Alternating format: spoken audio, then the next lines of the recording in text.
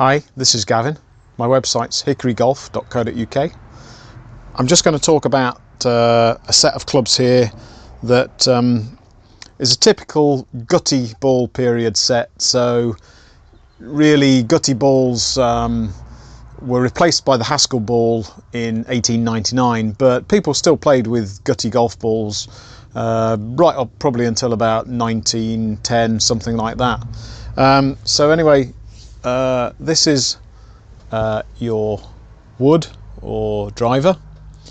You can see it's a scare neck, so nothing fits into anything else here. The shaft and the head meet in one long splice, and this is the tip of the shaft here. So this one has a name on it, Dixon, and it's a very nice club. So you would probably have one wood, then you would have a long iron. This one actually has got the name W. Fernie, so that's Willie Fernie of Troon, and you can see the little rose cleek mark of Robert Condy of St Andrews in the middle there. D for driving iron. And what you tend to find with a lot of sort of 1890 to 1910 irons is a lot will have warranted hand forge stamped on them, just something like that. So this actually has a lines applied to it. A lot of people think that every club before 1910 was smooth faced. It wasn't the case.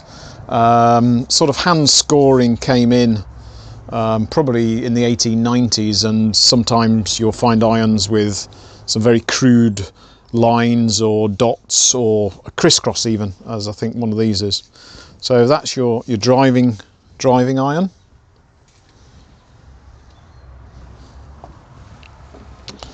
Then there's a bit of an iron, but still I would say is a long iron, but with a bit more loft, and you can see on that one it's got some dots hand applied on the face. I've had a little clean up of the back of the head. I can see again just along the top here it says warrant, which would have been warranted, and then again down here it says hand, which would have said hand forged, but I can't see any more other stamps on it. Now the interesting thing just looking at this shaft is you can see long grain ribbons, so this is actually an ash shaft, it's not hickory. Ash was used on a few clubs round about again 1890s up to 1910. Then there's a very chunky, what I would call a Mashy or general iron. It's got a very, very thick top line here. No names evident on it.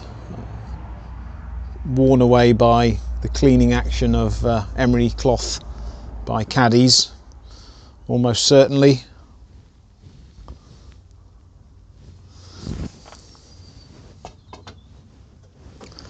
Then they, in a typical set, necessarily you might have had a more lofted club than a Mashy.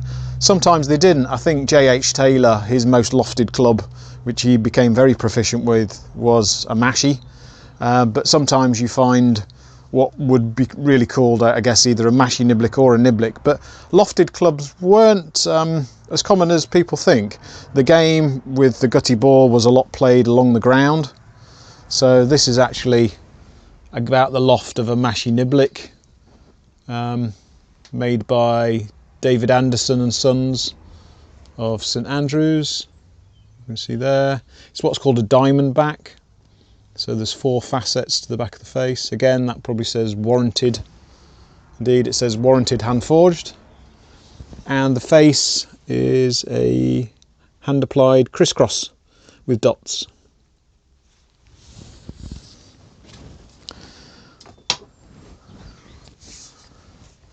And then the putter is a very simple metal blade affair. that can actually be used left or right-handed. There's no names on here, but again, a very thick top line here and some quite deep nicking round here. So that's a typical very late gutty ball period set, dating somewhere 1900 to 1905, something like that. Thanks for watching. Please check out my website, which is hickorygolf.co.uk, and if you like this video, please press the like button or subscribe to my channel. Thanks, bye.